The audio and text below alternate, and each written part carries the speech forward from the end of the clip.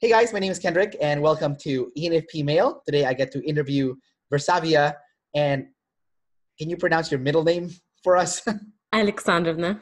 There we go. Awesome. So you said it's Greek, right? It's a Greek, but it's Russian and Jewish at the same time.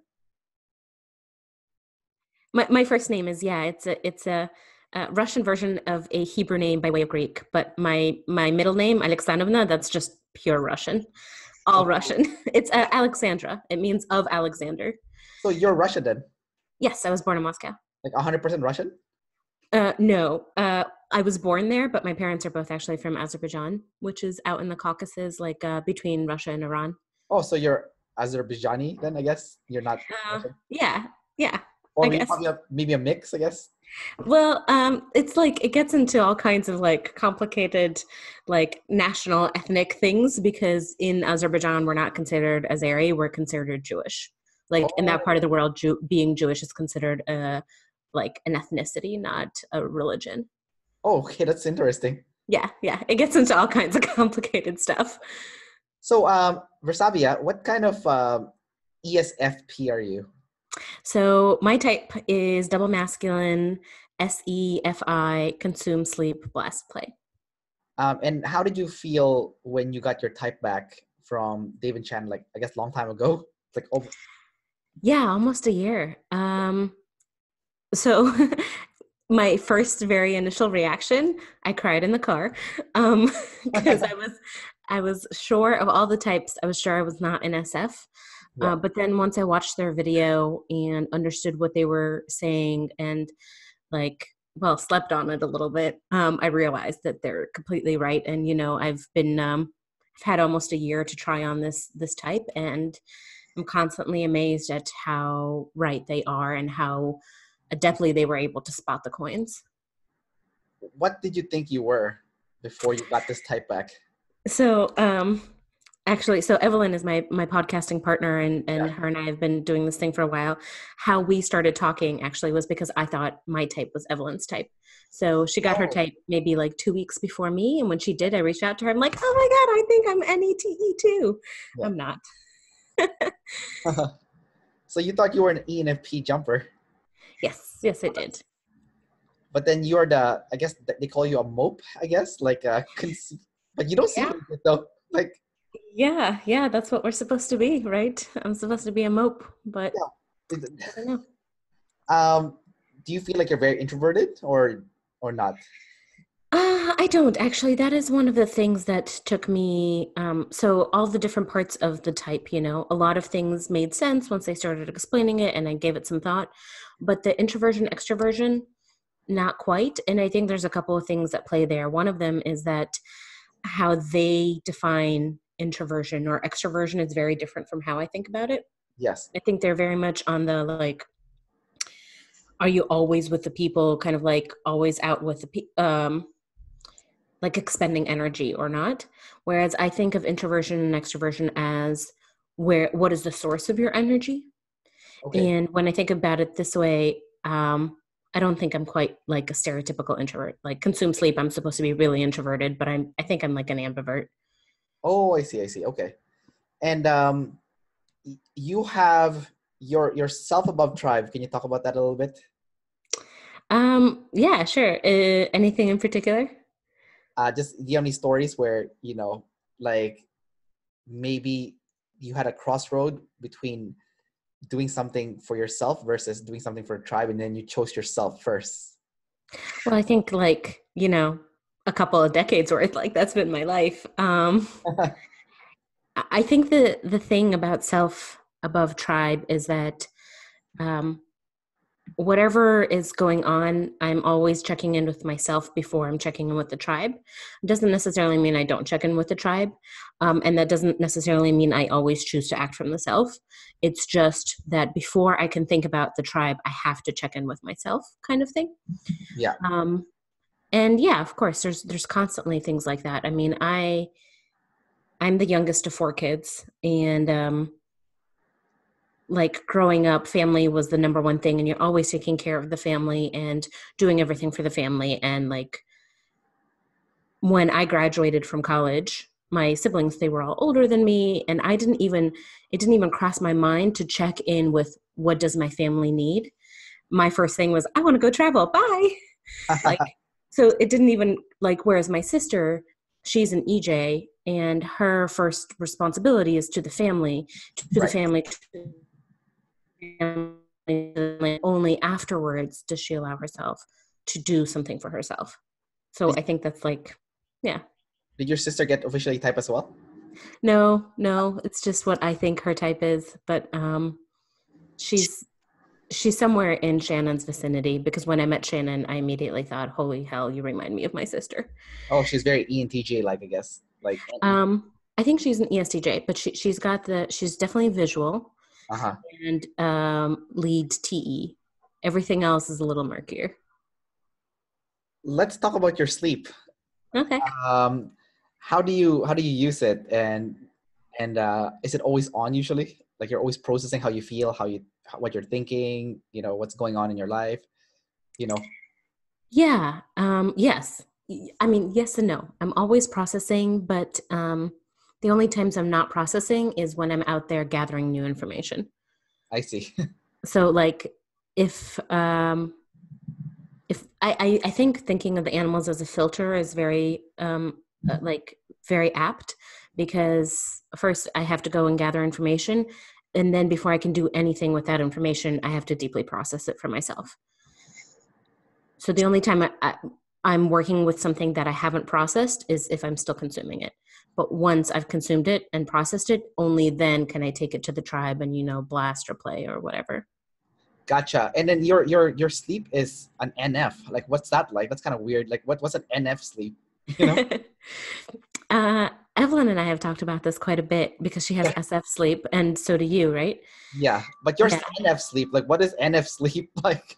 So if you think about sensing as a what machine and intuition as a why machine, yeah.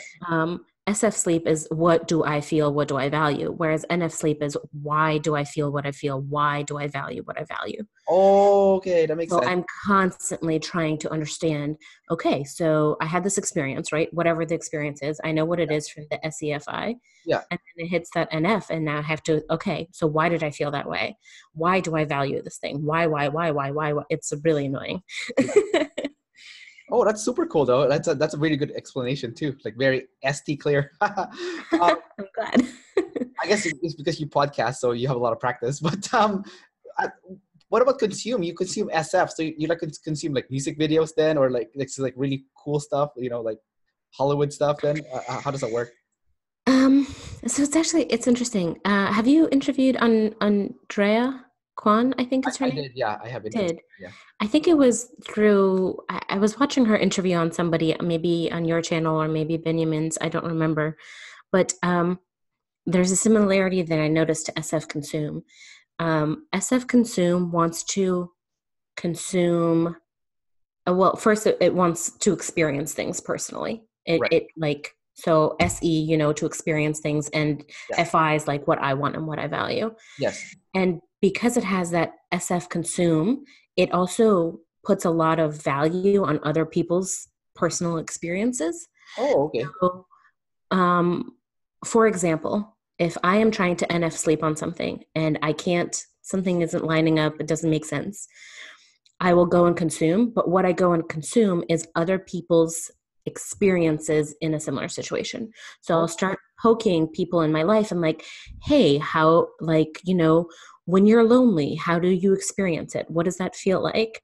Yeah. And I'll start poking people all the time. And I think that's one of the reasons why I'm not like a hardcore mope and I'm not very introverted, is because poking people for information is my favorite way to consume.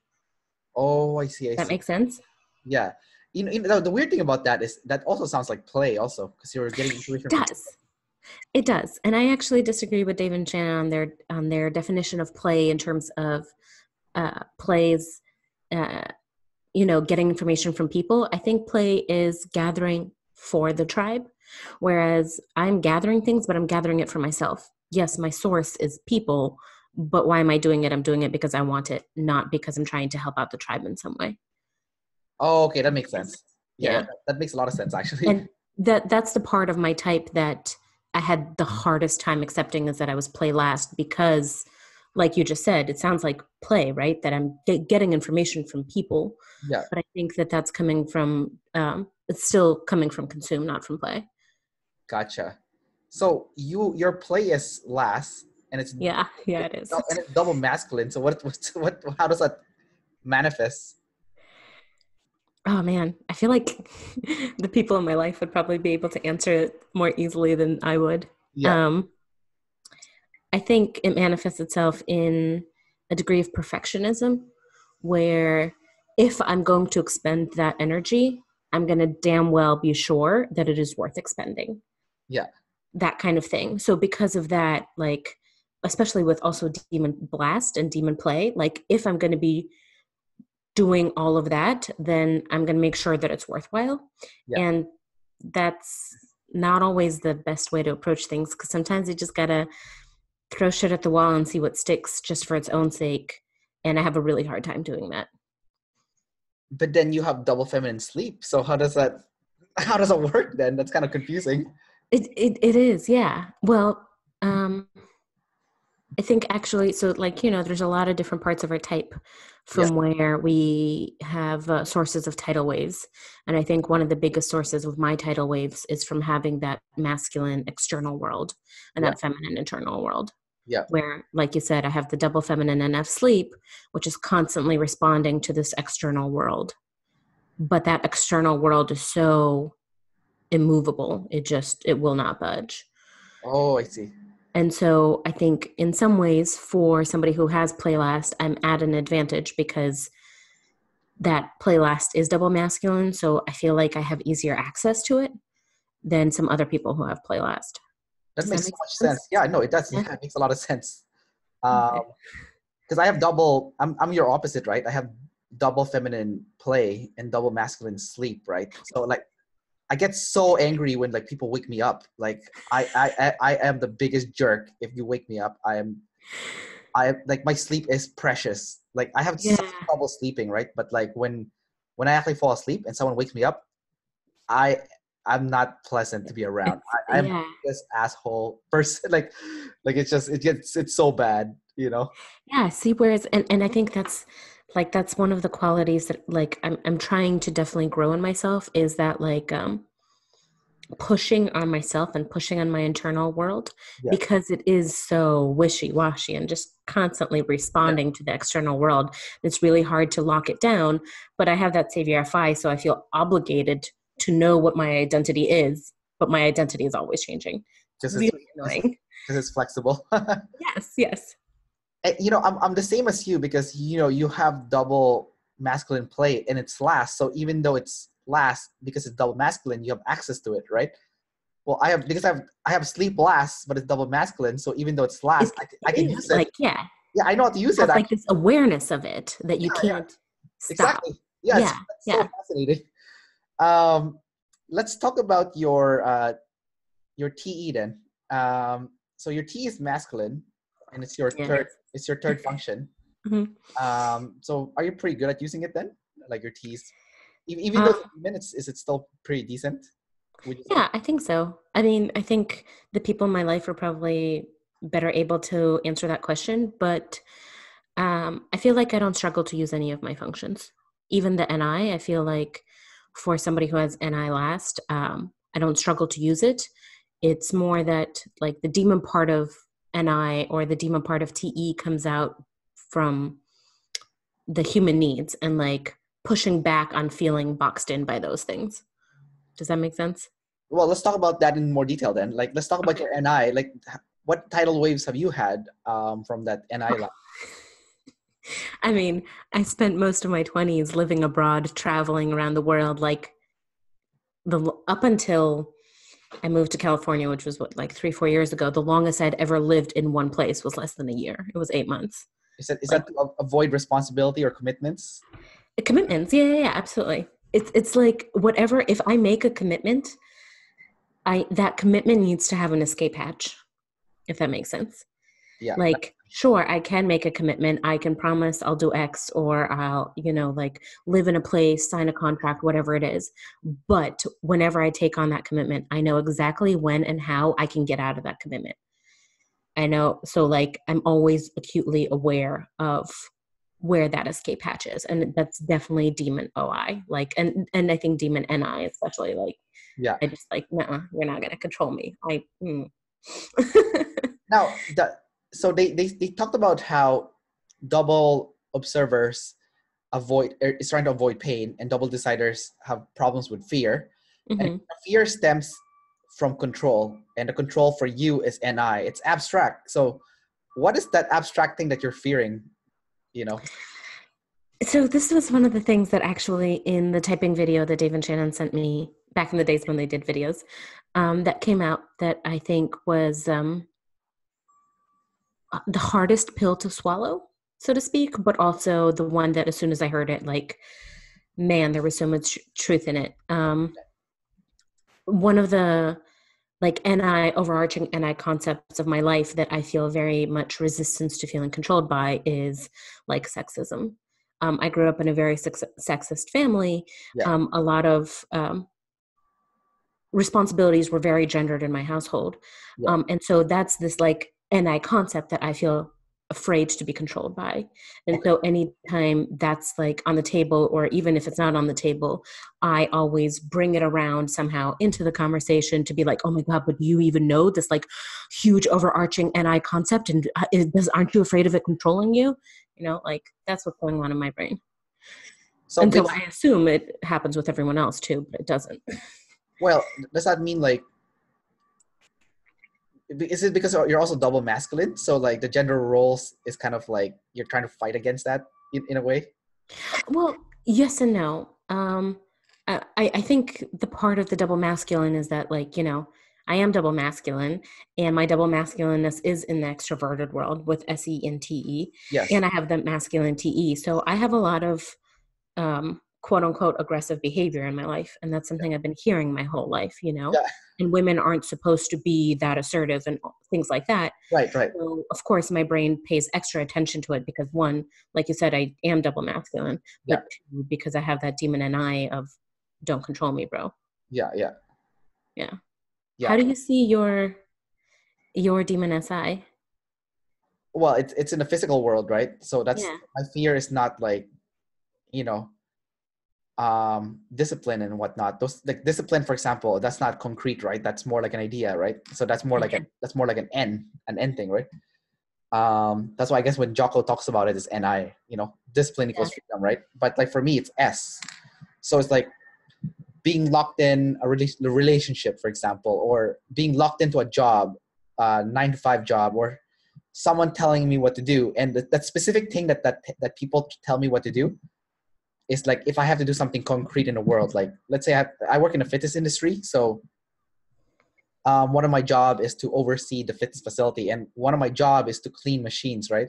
Mm-hmm. Like if a boss comes up to me, he's like, you need to clean this machine, this machine, this machine, and I want you to clean like this part, this part, this part of the machine. I'm like, hell no, like I'm not gonna say that to them. I say it in my head, right?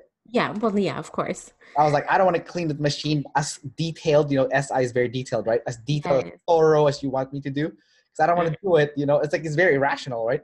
Because like, I'm getting paid to spend the exact amount of time. Like whether I clean the machine or not, I'm going to be there anyways. Shouldn't I just do my job, Just stop micromanaging me kind of thing. Yeah, but it's not just micromanaging, it's micromanaging me to do something like SI, like something SI. Oh, okay. Yeah. So it's usually an EJ or IJ figure. Usually, but usually like let's say an ESTJ, ISTJ, ISFJ, or ESFJ, like one of those people. Somebody with SI in their SAC. Save your SI. They're always SJs usually. SJs. Like from the traditional Myers-Briggs, and they're trying to tell me what to do in the SI world, and they won't listen to reason. And that's when I flip. Like there's no more rationale, there's no more logic. It goes out of the window, and I start fighting them. So yeah, and I have masculine SI too, right? So yeah, right. I find those masculine demons, They just they have a very different flavor from feminine demons, Yeah. because of their masculinity, you are so aware of them and you know that they're immovable, but they're a demon, so Yeah. it's still really, you push against dealing with them. Like that's how my masculine TE kind of shows up. Like, yeah, I know what works for the tribe, but sometimes I'm just gonna like I will masculinely bang on the tribe's head. Yeah. Like I will use that TE as this weapon, Yeah. bang on people's heads, but towards what I want, if that makes sense. Yeah, that makes sense. I'm your opposite, right? Because I have Yeah. feminine T and masculine FI. Like I can see what works for people, but sometimes I'm like, yeah, I know it works for you, but I don't like it, so I'm not gonna do it. You know? And Yeah. I'm pretty open with people, so I usually just tell them, it's like, yeah, you know what, I don't like it, so you guys go ahead without me. Like something like that. Yes. Interesting. Yeah. It's not like whiny, like feminine FI is a little bit whiny. It's like, I don't want to do it. It's for me. It's like, no, I don't want to do it. Uh, are you typing people in the class? I Like was for the class homeworks? I was before I stopped doing it because Oh, okay. I went on vacation, and well, Austin always bugs me to but Well, so I guess spoiler warning, but Tiger Woods' class just dropped today. Like literally, I was watching it right before I hopped on the call with you. yeah, And he's got masculine FI. yeah, And what you were just describing is like oodles. Like anytime it's in an interview, somebody's like, "Hey, Tiger, would you do this?" He's like, "No." And people are like, "Yeah, but why?" Or would you? No. It's just like that MFI, like, no, end of discussion. Why are you even trying to convince me? yeah. No, because I don't want to. I don't want to. That's Yeah, that's yeah. why there's no That's it. reason. Boom, I just don't done. I just don't want to. Like Yeah. like I'll give you a concrete example. Like my boss at one of the fitness facilities I work at is an ENTJ, and she's like so excited, right? Like one of my biggest beef sometimes with talking with EJs is like they get so excited about doing tribe stuff, right? And I'm like, and then they think we're gonna be excited over the same thing, and then so like my boss is like, oh, there's a big fitness conference coming up. I think that you, me, and this person should go. It's gonna be so great. We're gonna learn so much. It's gonna be so fun. I'm like, no, I don't want to go. That doesn't sound fun to me. That sounds horrible. And she looks so exasperated. Like after I said that, right?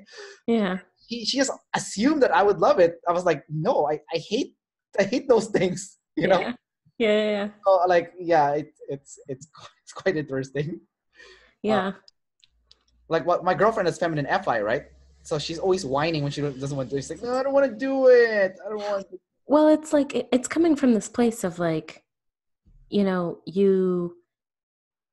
you can't move the tribe, right? Like the tribe is immovable, therefore I have to move, right? So if the tribe wants something or if something works for the tribe, then that means I have to get out of the way. Like that's the nature of it.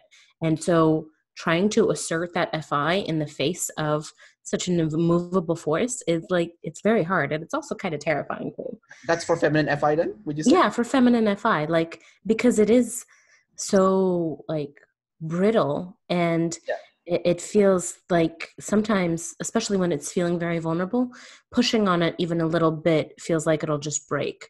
So the response is, okay, let me push on the tribe because like I can push on the tribe because the tribe can handle it. So I'm just going to bang on the tribe, get the fuck out of my way. Yeah. So then I can act from that FI without it breaking. So like, I mean, I wouldn't recommend this, but that's kind of like, I think the thought process that like how it functions. Yeah, I noticed that with my girlfriend who has like feminine. My girlfriend's also an ENFP like me. She has feminine FI, masculine TE. Mm-hmm. Her name is Karen, last name Tam. And then, so I would always say, oh, you have a hawk. The hawk Tam is coming out because like she'll like punch people with this masculine TE, right? Yeah. And then I'm just like, oh, I'm like she. Okay, my girlfriend doesn't. The way my girlfriend acts with me is completely different. The way she like not completely different, but okay, because my girlfriend trusts me. So when she talks to me, Yeah. she uses her feminine FI a lot with me. Yeah. But she doesn't do it with other people. With other people, it's pure masculine TE, right? Yep. And like she's pissing people off because she's shoving them, right, with her TE, Yep. right? Yep. Yep. Yep. And it's a demon too, right? Because she's like, NEFI. Mm-hmm. When it swings, it's very awkward and like offensive, right? Yep. And I'm like, you should stop doing that, like, so I was like, because she's like so hurt that people are upset at her, right? And Yes. and I'm Yes. like, well, they won't be hurt if you didn't punch them in the face with your TE, like, Yep. That's exactly right. Like spot on. One of my roommates, we had been living together for like maybe a year at the time, yeah, but she started noticing, and my guess is she's a double feminine SIFI. okay, She started noticing that like if I like come into the kitchen and I'm like in a huff and like she sees that I'm like punching at everyone, like, with my words or whatever, yeah, she'll just come over and she'll just like give me a hug or like just give me some love and affection. And like that masculine TE just like drops away and that yeah. like feminine FI is there. And she's like, oh, there we go. Much better. Oh my God, that's insane. Because it is like that masculine TE is our armor. That's what we use to protect that FFI because it is so brittle. So Yes, if you can like show that, hey, your feminine FI is safe, you can be vulnerable here, then that masculine TE just melts away. And that's harder to do with strangers and, with people who know us. yeah. So I guess if it's people that you know and you trust, you can just feminine FI, and you're probably happier doing that. Yeah, of course. It's my savior. Like, Like I want, yeah. yeah, no, I'm just saying, like, when my girlfriend gets home from work all the time, I already know that some shit happened at work, and so the first thing I do right when she gets home is I give her a big hug, right, and then like Yeah. Yeah. that calms her down, and then she Yeah, exactly. emotionally tell me all the stuff that happened at work, and then I'm like, okay, yeah, just let it all out. Let's hear it. Let's hear it. I know you're not gonna be able to function unless you tell me everything. So let's hear it. Let's go. Do Yep, that sounds about right. you do that then? Like, do you have to like Yeah. kind of like vent all this like emotion that you have pent up during the day before you can like function? Yeah, I think I mean for myself, yes. I think part of that is how emotions function on the whole. Like the nature of emotions is that they need to be expressed. And then once an emotion can be expressed, then you can go about problem solving. But with savior feelers, we are more aware and in touch with our emotional state. And so it's harder to just swat it aside. Like I can pause, like say I am upset about something. I can pause it, but I can only pause it if I promise myself I will deal with it later on at a more appropriate time. You know, if I don't make myself that promise, then later on it'll come back and bite me in the ass, as emotions do for all of us if you don't deal with them. You know what I find really cool with the feminine FI is that I find that people with feminine FI are really good writers. Like Really? like when they talk about their emotions, because like I remember my girlfriend at one point started dabbling on blogging, right? Yeah. Because she has feminine FI, she had a blog that no one ever saw, which doesn't make sense. Like, why do you have a public blog that no one knows about? You know, That that's too true. I've like, also done that. yeah, and so the only person that reads her blog is me, and I'm like, don't you want to share this with people? This is really good stuff. That's what I said to her. She's like, no, I don't want anyone to see it because it's feminine FI, right? It's like, Yeah, it can't handle the feedback. yeah. So, and because I'm reading her stuff, and I'm like, oh my God, like the amount of detail and rawness in the emotion that she's putting here, it's so good. It's so powerful. It's so well described. People need to see this, but she doesn't want anyone to see it. So I'm like, so that I just realized too. Like sometimes I read blogs online, and I can tell the writer has feminine FI. Like Really? it's so well articulated, like the feelings and That's so interesting. I'm gonna have to look for that. the amount of hurt that they felt, like when something Yeah. happened, and it's just so well described. And I'm like, I write too. I have a travel blog, but I have masculine FI. So like when I write about stuff, it's like in anger, right? Like, like these people Yeah. are idiots, blah blah blah blah. But it's not talking about hurt. It's talking about like anger. So and I find the hurt one to be more powerful. Like there's something vulnerable about it. Yeah, exactly. Because it is like, are you familiar with Brene Brown's work at all? I love Brene Brown. Yeah. I mean, how can you not love her? Yeah. But I think that idea of, you know, if you are writing from your FFI, which is such a vulnerable function, then you're sharing something and it's scary and it's terrifying. But then that's also, because it is a vulnerable function, it also creates the most opportunity for connection, Right. right? So you're sharing something that's a lot of us probably feel, but very few people articulate or identify. And so when they see it, when they read it, they're like, oh my God, yes. And so you're able to forge these connections with people. But it sounds like, maybe some Brene Brown for her would do her good. Daring greatly, you know? She started reading her stuff before I did, actually. So Oh yeah? yeah. You should, well. But you know what you said right now is amazing. Like, I never thought of it that way, in the sense that, like, I think it's maybe because of, like, gender, because I'm a guy. So, like, if I start blogging about things that hurt my feelings, I think it kind of makes me feel uncomfortable, because, like, I was like, why is, like, this guy talking about his hurt emotion on his blog, Well, right? hey, because you're a human and you have emotions too, no matter how much you made it assert otherwise, Yeah, yeah, no, Yeah. that makes perfect sense, actually. Maybe Yeah, I'm gonna go experiment in that and see see what happens. that would be interesting. Absolutely. Yeah, use the FI because I have MFI, right? So, but Yeah, yeah, which means that you push on your FI. Like when you're pushing on yourself. You're pushing on your emotions, yeah, right? yeah. Because they can handle it. I can Um, handle a lot of pain. I noticed that. Like, I have a pretty oh, big that's pain interesting. tolerance. But I lost my train of thought just now. But You started telling me about how, since you're a guy, it feels like you shouldn't be blogging or about emotions or something like that. not about the hurt emotions. Okay. Like, I Not do, about the negative ones, the vulnerable ones. no, I do talk about that, but more like, because I'm an EP like you, so, discipline and lack of commitment. Like, Mm-hmm. SI2 is more like reality, like, being more realistic as well. So I Mm-hmm. do a blog about my vulnerability in that sense. Like, I feel like, oh, I'm not realistic enough. I lack a little bit of discipline. I'm not as I'm not as realistic as I should be. Like, I squander money pretty badly too, for example, which is really dumb. I find that control of money is a very SI thing. The people in my life that I know who have the most control over their money have SI in their stack, and usually as a savior. Yeah, and that's a good thing. Like, if you balance it correctly, because obviously there's people Yeah, who of go course. overboard, right? Like, they just make money. And then just don't live their life.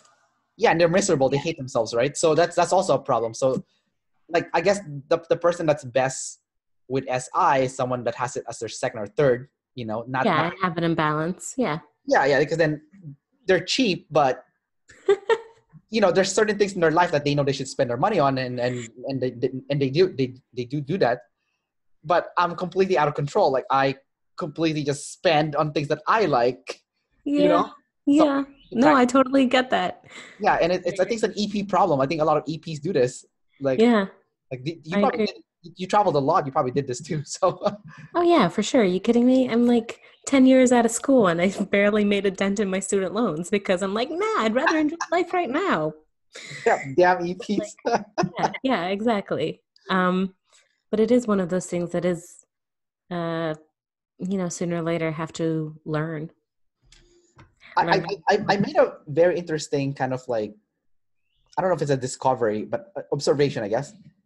The difference between EPs who are intuitives versus EPs who are sensory. Mm-hmm. Um, I noticed that a lot of people who end up being homeless are sensory EPs, and Really? what I discovered was that they don't like the idea of working for the man, like the Oh man, God, like yes. the man telling them what to do, right? Oh yes. And That is my ex. That is my ex to a T. what do you mean? Like, that's your ex? What is your ex?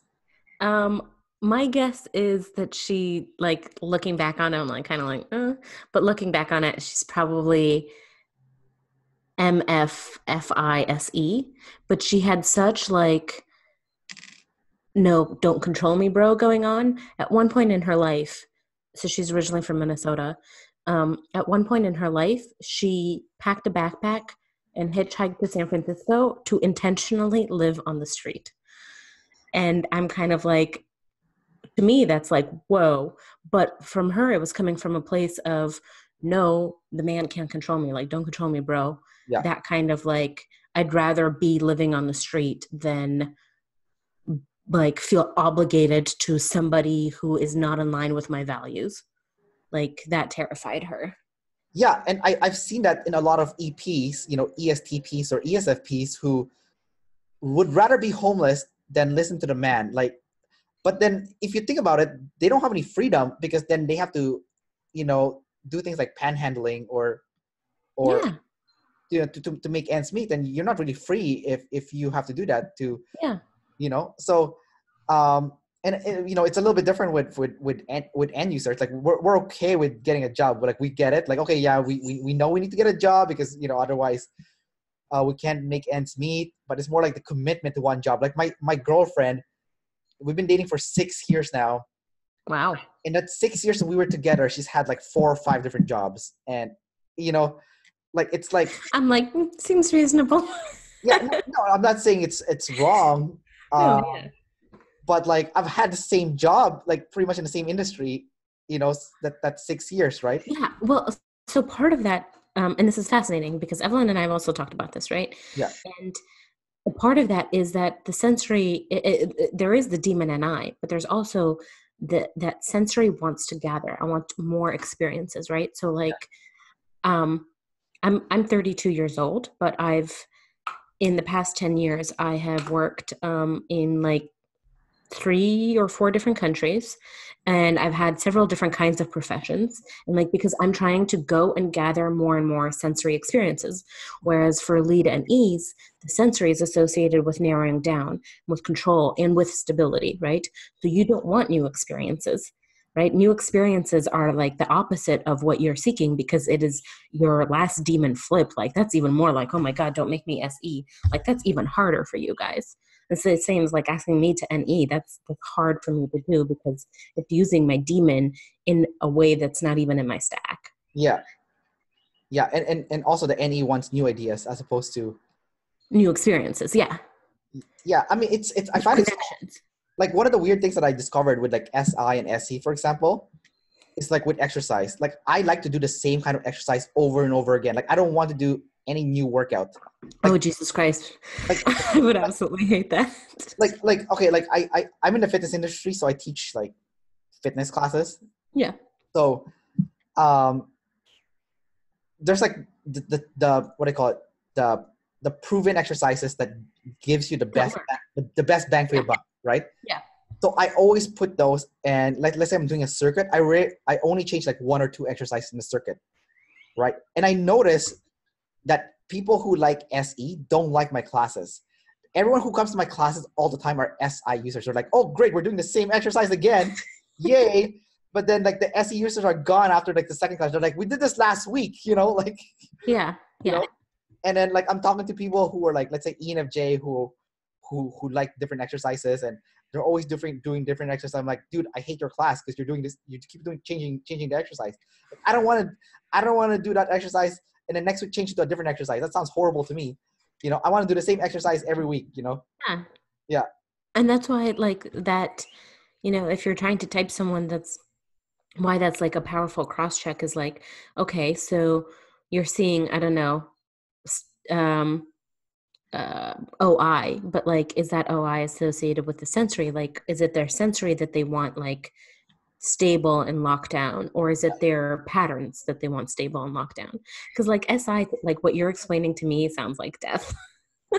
Yeah, like, I bet the same thing every day. I'm just like, like discipline is its own challenge. Like part of that is, that I am an EP and I want to just go, woo, freedom. Yeah, right. But like not SEing and really narrowing the SE down in a way that doesn't allow me to gather new, or like narrowing the sensory down is like not fun for me at all.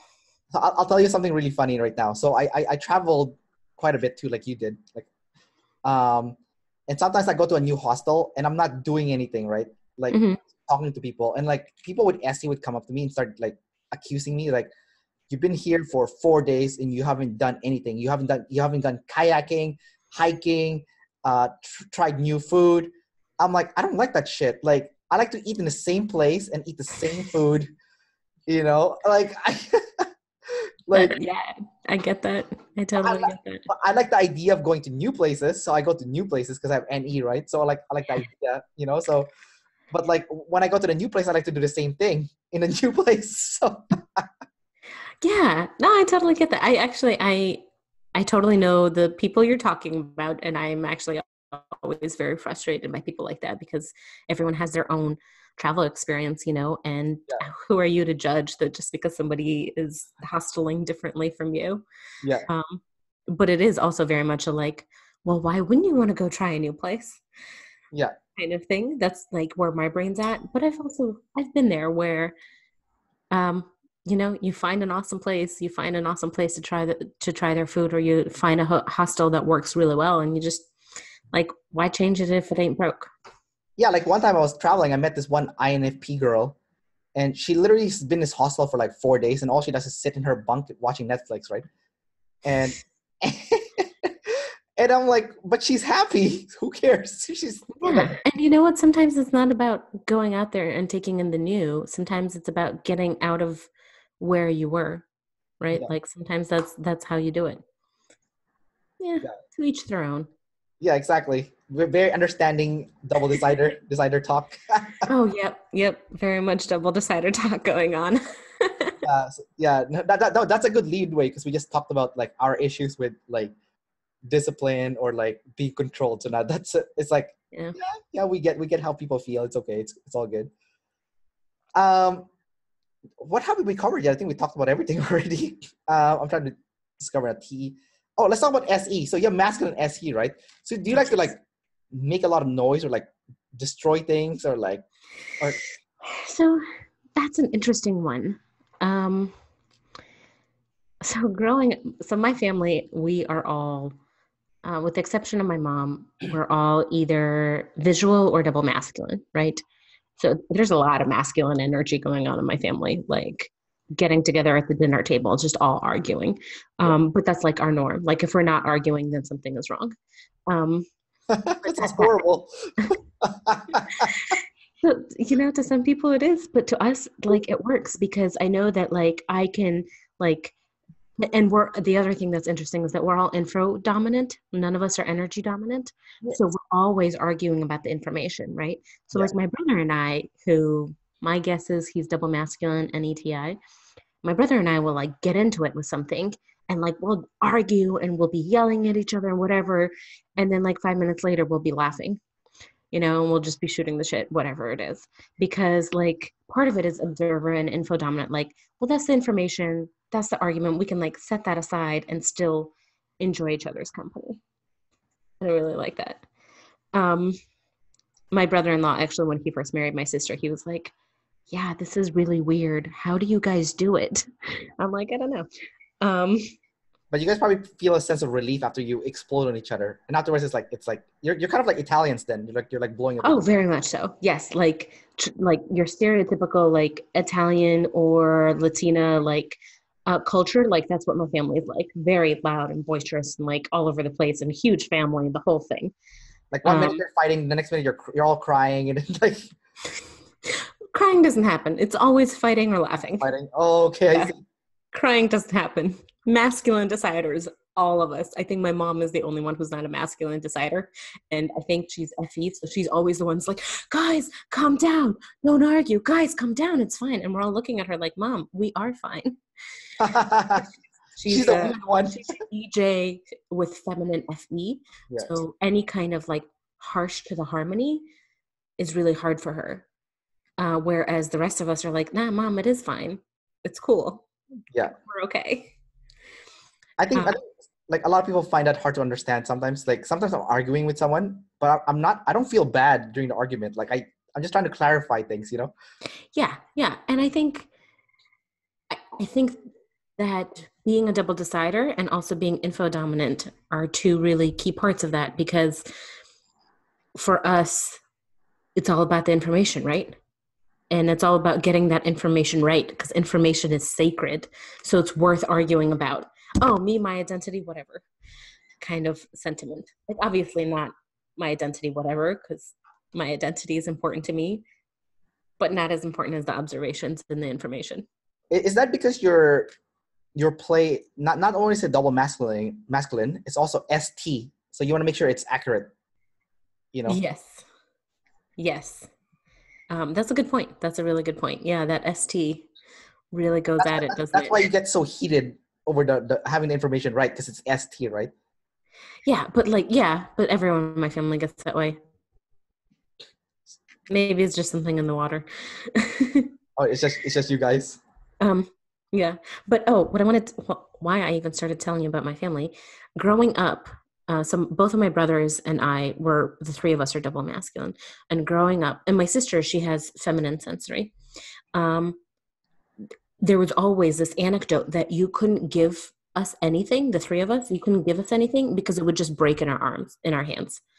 Like my Oh, sister would be able to handle something and it worked beautifully. And the second one of my brothers or I would pick it up, it would just like fall apart in our hands. Like we're joking, but that's because we interact with the sensory in a masculine way. yeah. And like growing up, that was hard to deal with because my sister does have feminine sensory. I would borrow a dress from her and inevitably I would return it like torn or with a new stain or something like that. And because of that, growing up, we would always get into fights because I had that masculine sensory and she had that feminine sensory. I also heard people with SE, like extroverted sensing, say things like, things are not, they don't belong to anyone. Like it's, Yes. like it's not your possession. It's like, it's like, Yeah. The sensory is just communally owned. yeah. Cause I interviewed Lindsay Johnson and Mhm. she said like, if I had to throw everything today, I wouldn't feel anything. I'm like horrified because I'm SI, right? Like I'm Mhm. very possessive with my things. Like I have an INFJ sister who used to steal my stuff all the time and give it to her boyfriend, right? And I get so upset because I'm like, that's my stuff. You can't take it without my permission. And Yeah. now that I'm older, like ever since op, like I now get, oh, okay, people with SC, they don't think it belongs to anyone. It's like communal. Like it doesn't matter.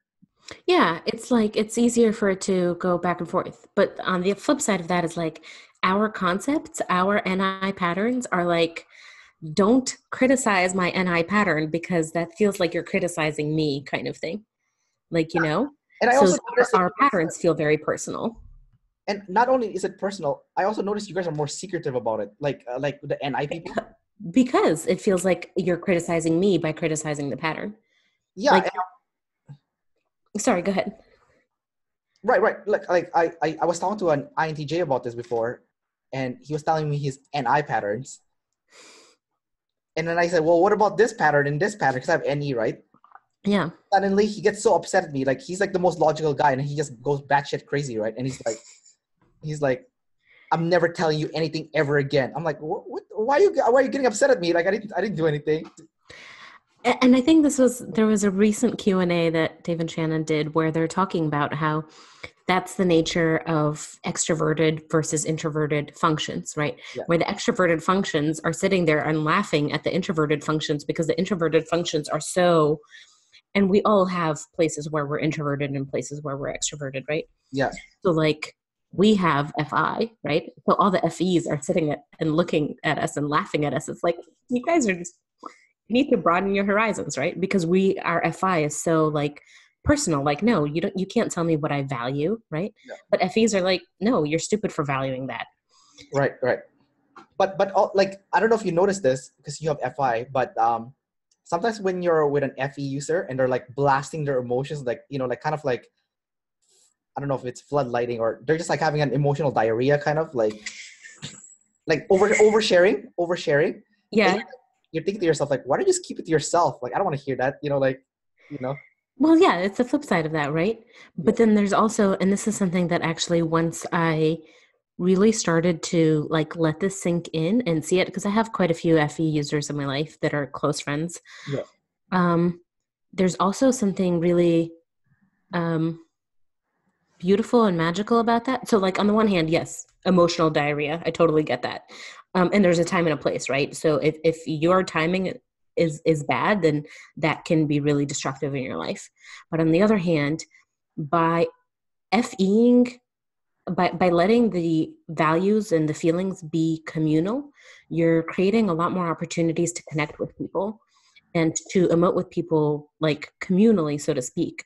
And at the end of the day, like whatever else is going on in the world, that is one of the core places where we start, right? We're emotional creatures. No matter what any thinker will tell you, including like we have emotions and we act from emotional places no matter how much we rationalize something. Yeah. In that way, FE, I think, is a really beautiful function. I think you're right, because like every time I've shared my feelings, I've always felt better. You know, like if I didn't keep it pent up, Yeah. you know, I've always felt better. So yeah, that makes sense. Like, you know, sharing your feelings with the tribe, you know. Yeah. You know, so But like a time and a place, right? Like you don't want to have verbal diarrhea in the middle of work. Like you don't want to just emote on everyone. But among your friends or among people you trust, that can be a really valuable thing. And I think FIs, I think that's harder for us to do. I think it's like what Brene Brown said, like, you know, like you need, with the people you trust, you know, go F, Yes. go F, Yes. go FE. Yes. But they need to earn the trust. You can't just like verbal diarrhea everyone. Yes. Yeah, no, then, Such an excellent point. Absolutely agree. Yeah. but then, you know, FE is so interesting because like, you know, as an FI users, like when I go work out and if the instructor is like an FE users and they're like screaming, they're going like, woo, everyone move, woo, you know, I'm like, oh my God, shut up, you know, like, and my favorite like fitness instructors are IPs who are like mopes. That makes sense. You know, Yeah. Yeah, that makes sense. like I once took a class with like an INFP who was like double introverted, like could probably consume sleep. And like he barely said anything. He's like, okay guys, this is like exercise, this is what it looks like. And he stops talking for like 5 minutes. I'm like, man, this class is awesome. You know? Last. I would blast last. And I'm like, man, this class is awesome. Like I love this teacher, this instructor. You know? So Yeah. like I don't know about you if you like the more like extroverted. Well, I think I think we gravitate towards people um, whose saviors are where we leave our voids, right? So I'm Yeah. consumed sleep, and I get along really well with blast plays, kind of thing, Oh, I you see. know. Yes. So I think there's that balance. Like my sister, she's blast. My guess at her full type is FMTESI, blast play, consume sleep, Yeah. right? So she's got that blast play going on, and her and I complement each other really, really well. Like we have our problems, as anybody does, right? We have our fights, but we understand each other in that regard. And I think that's like, so you have that high play. So you're like, of course, you're going to be all about like, yeah, sleep, yeah, identity, like, because those are the things that come harder to you. Whereas for me, identity is like easy. I'm like, oh my God, you have play energy? Yeah, like, teach me your ways because I suck at it. Well, I wouldn't say identity is my biggest problem. Sleep is though. Well, no, yes, yeah. Sleep is though. Yeah, but that makes I I get mean, what you're saying. Like those are related, right? Your sleep yeah, and your identity. I do love like hanging out with people with high sleep. Like I feel so calm with this person. I love it, you know? Yeah, exactly. Whereas I think for us, it's the opposite. It's like, oh, hey, I'm like getting out of my head a little bit. This is really great. It's nice to be out of my head Yeah. because it's exhausting in here. You mean yeah, okay, you know what? I'm gonna ask you this question then since you're consumed sleep. Do you ever get stuck in looping? Like, you know, internal Oh loop? yeah, absolutely. What's that like? Um, it's gotten much better since discovering my type because now I can identify it and stop it. Yeah. But before I got my type, what would happen is um I would experience something and I would have some kind of emotions, whatever it is, and I would get stuck on making NIFI sense of it, right? And so I would get caught in this loop of, okay, I can't NIFI understand why I'm experiencing this, why I'm feeling this. So let me go bug the tribe, get more consumed from them. Let me go find how other people experience this, how other people SE this. Let me go like get that information. okay, I got more information. Does this help? And I spot the patterns in my FI now? No, I can't. Let me go. And I'll get caught in this loop. And for a couple of days, I'll be like, everything else will fall completely apart because I'm so stuck in consume, sleep, consume, sleep, consume, sleep. Right. And then once I've finally slept on it and made sense of it, then I can step out of that and be functional again. But since getting my type, it's been really helpful because now I'm like, oh, I'm blocked because I can't sleep on this. I just need to I need to give myself permission to not NIFI make sense of it and know that it's going to be okay. So you need to jump out of that escape hatch that you were talking about earlier. Like like we're talking about commitments. Like you need to climb out of that hatch. Yes.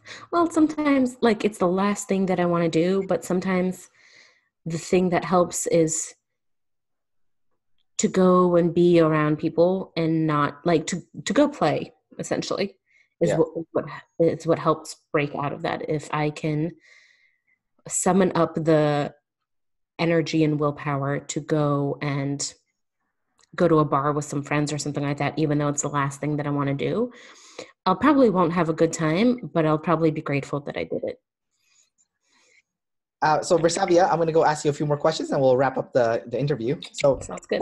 What kind of advice would you give someone who is a ESFP like you, struggling with that NI, like don't control me kind of mindset, and like kind of get out of that so they don't become homeless, People are going to be like, the only thing they take away from this is like, oh my God, I'm not homeless. I have SE. I'm not homeless. No. Yeah. I mean, like that's like extreme version of, tidal wave, right? Like, yeah, of course. That's a really good question. What advice would I give? I think that despite how it might feel, okay, so here, I was just talking to, ironically, Heather about this, but the quote, "This too shall pass," I think is very, very powerful, because that FI, especially if you have feminine FI, can be really hard. And when you're in it, it's really hard. But if you just know that whatever emotions you're feeling at that moment, that it will pass, that it's fleeting, it's temporary, and you're not going to feel like this forever. If you can just hold on to that, then you'll be able to get through those emotions. And when you're clear-headed, you'll be able to deal with whatever it is. I think that sentiment of "this too shall pass" for myself has been really powerful. And it sounds like it has been for other ESFPs too. And what have you done to help you get better at planning? I actually don't have a problem planning. I have a problem with committing to my plans, if that makes sense. Okay, so what have you done to get better at committing to your plans? That's a great question. I think you should ask me again in a couple of years. I've recently started identifying that, hey, if I haven't committed to something, like if I haven't made a decision, which for me, making a decision equals committing. I haven't made a decision and I notice that I'm pushing it off, I give myself a deadline. I am obligated to make a irreversible decision by then. For example, there's a conference in July in Australia that I want to go to, and I still haven't bought a flight. And I need to buy a flight. I need to lock that down. And I keep not. So that means I gave myself the deadline. I need to have it bought by the end of this week. Gotcha. That's good. Do you have any questions for me? I mean, you probably don't have that much because Evelyn is your partner and you probably know a lot about ENFPs already, but do you have any questions about, the ENFP type, I guess, or functions that we have? I mean, the only thing me and Evelyn have difference is the sexual modalities, but yeah, let me know if you have any questions. I think I've been asking them as we've been chatting. I think, so one thing I'm curious about, I actually think that EP jumpers have very different, the way that the demons show for you guys are very different from how they show for EP non-jumpers, because my demons are tribe and control, right? So I am push against feeling controlled by the tribe, Whereas for you, your demons are self and control. So one thing that I've noticed is that there seems to be a resistance to feeling controlled by the self rather than feeling controlled by the tribe. And I was wondering if you experience that, and if you do, how do you experience that? Um, I'm more freaked out about being controlled by the tribe. Like, You are? Okay. yeah, like I don't want to adhere to what the tribe wants to do. I don't Mhm. want to um, have that life where it's like 9 to 5 and it's like the linear path that the tribe kind of expects you to have. Like Yeah, yeah. I really resist that. And I take pride in my unconventional life, you know, like the way I made Hmm. a decision. So I don't have a problem. I get a lot of tribe tidal waves too. Okay. Like tribes getting upset at me and stuff. Like last year I had so many tribe tidal waves. Oh, I mean, like, I think our first interaction was me like, dude, what the fuck are you doing? What's Like, I that? think the very first time we talked. Really? Yeah, it was when you first started posting on the Facebook group. I'm like, who are you? Why are you posting here? What are you doing? Really? Because I don't even remember this. oh, I do. I have SI like demon, right? So I don't even remember this at all. What did you do again? We had a fight? I don't even Well, remember. no, it wasn't a fight. It was because you at the time you weren't active in the Facebook group, and then all of a sudden you appeared, or at least maybe like very possible you were consuming all the content, but you weren't. Like I had never seen you on the Facebook group before. Then all of a sudden you were dropping these interviews over and over and over again. I'm like, listen, dude, we don't know who you are. We are not your tribe. What are you doing? But then, and I told you, I think I remember saying like, hey, the reason that people are upset is because we've never seen you in the groups before, and you're just blasting your content everywhere. Yeah. Then you started engaging in the tribe, and now like you're definitely part of the tribe, and people know your content and enjoy your content, right? But in the beginning I was like, what are you doing, dude? Yeah, I remember I was I was posting like videos on ENFPs and Yeah, and then they're like, this is not even up. Like, what are you doing? Like, yeah. but Yeah, then I was one of those people. yeah, but then the ENFP people in the group were like, cool ENFP content, and then, and then like and then I started getting like massive like tribe hate and tidal wave from like the two groups. So Yeah. I was like, oh, why are people so I was like sitting there. I was like, why are people so mad? They need to chill out, you know. Like, I was like, oh, okay, you know what? To appease these people, I'll start interviewing them. Maybe that'll make them happy.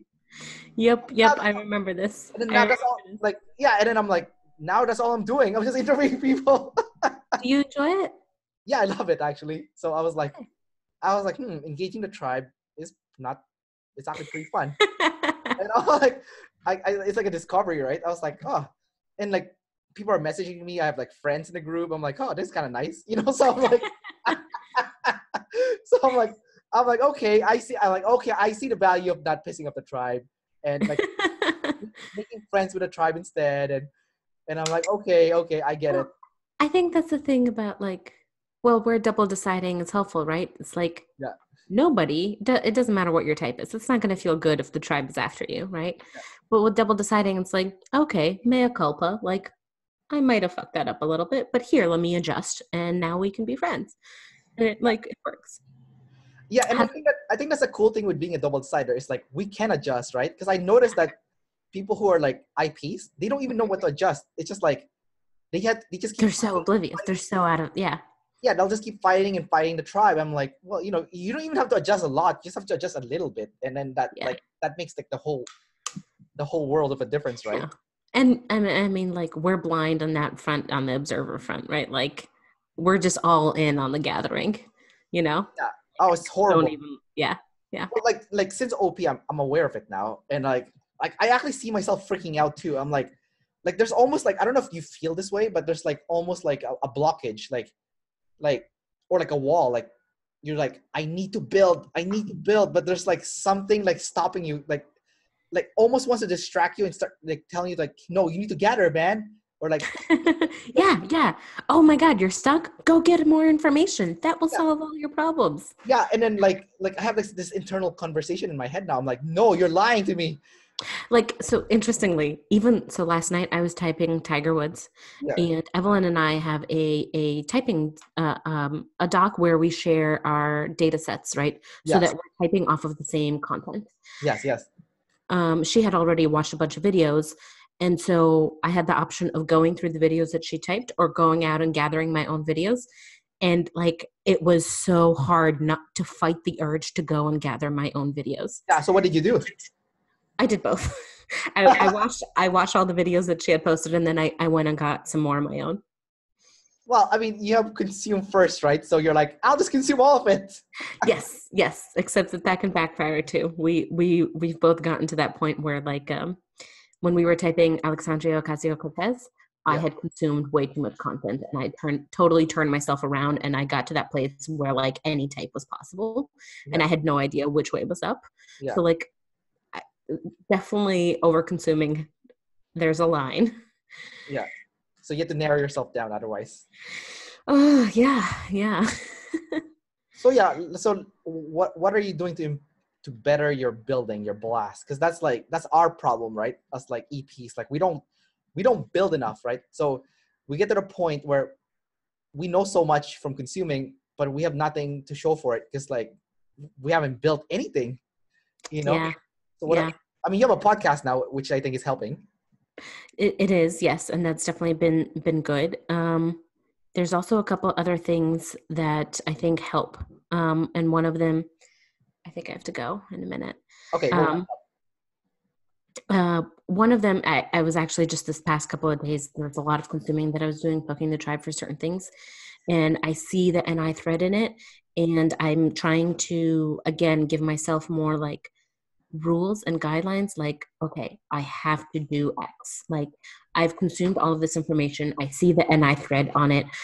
I need to take it to the tribe because the tribe would find this really valuable. Like, I can't just swat it away because that's my natural inclination. Like, oh yeah, it'll be fun, but I don't want to expend the energy. I don't yeah. want to bother. So I'm trying to put rules down and guidelines for myself so that so that I obligate myself to do it.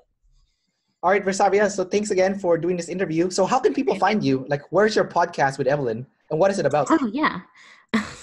So our podcast is Objectively Typed. We drop episodes every 2 weeks on Thursdays. We alternate episodes between typing somebody as not somebody that Dave and Shannon do, just we pick somebody of our own, and we, in the podcast, discuss what type we got, how we arrived there. And then other episodes, we discuss various parts of OPS system. And you can find it on YouTube or actual link to the podcast. I can include I'll send you a link. Yeah, send me all the information. I'll link it in the description below. Sounds good. All right. Thanks again for doing this, Virsaviya. Thank you so much for doing it. Yeah, this was a lot of fun. All right. Take care. Bye. Bye.